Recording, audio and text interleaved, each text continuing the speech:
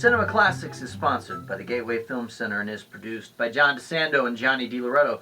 Listen to shows online at WCBE.org. I'm Johnny DiLoretto. I'm John DeSando. This is Cinema Classics. Yes, it is. Summer movie season Yep. is officially underway. We did our previews. We got that out of the way. Yeah. And so one of the big movies that was supposed to bring people back to theaters, Yep. and did to some degree, was A Quiet Place 2. Yep. And what did you think? And I think this is the kind of movie you can bring somebody who says, I don't like horror films, and say, come on, just see this. And I think it's one that appeals to a broader range of people than any horror film that I can think of. And because it has a very unique conceit. Yeah. Make a noise and you're dead. Exactly. Right? Which is it is a beautiful conceit, especially for the theatrical experience. One of the things that I loved, and I'm sure this has been said by other people and possibly better, but one of the things I loved about the first movie was the theatrical experience of the silence. Yes. So not only when the characters are required to be quiet, Yes. because their survival depends on it, Yes. then by necessity the movie is quiet. Yes. And by extension further, the audience must be quiet. Aha.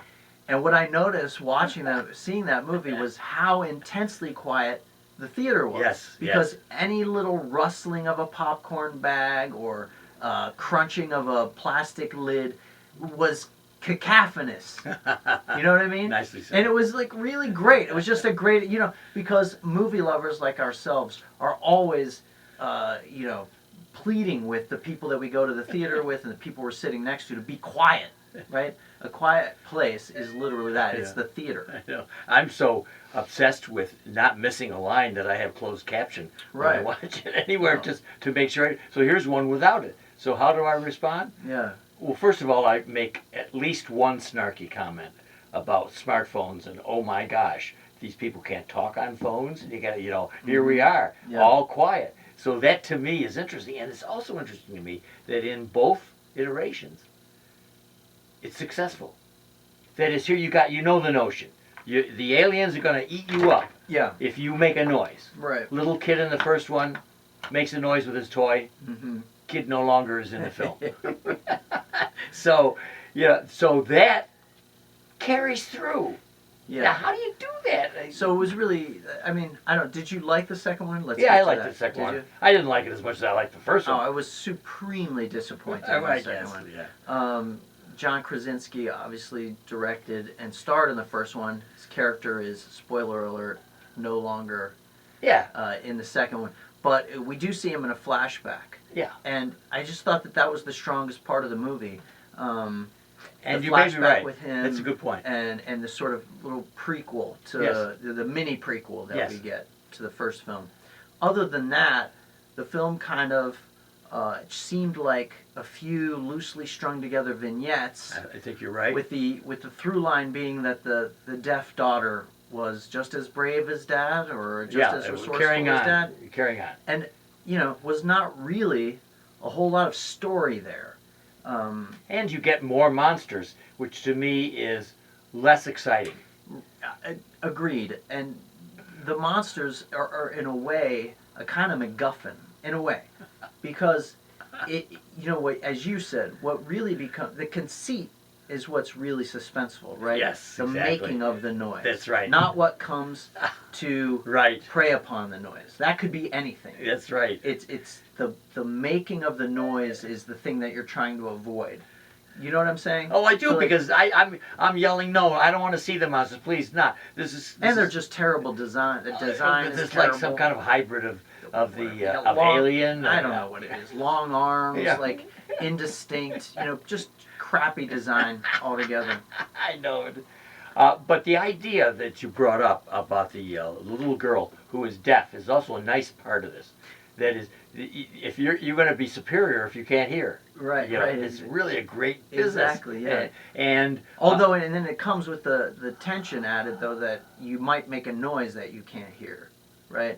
So, good, yeah. in that one conceit. Oh, right, is- good. is Yeah, this- yeah. Is this conflict, Yes. right? where you can't hear, which helps, but also you might produce a sound that you're unaware of. And and it's again, I know we've talked about, or I certainly mentioned this a number of times, the concept of family, of preserving the family, of saving the family, which is so prevalent in most of our films, particularly our action films and our Marvel-like films. It always seems to be dad, or somehow you're trying to find your family again, Yeah. is emphasized here. The survival of your survival depends upon how well the family works together. Exactly, and I think maybe that's where Krasinski tripped up.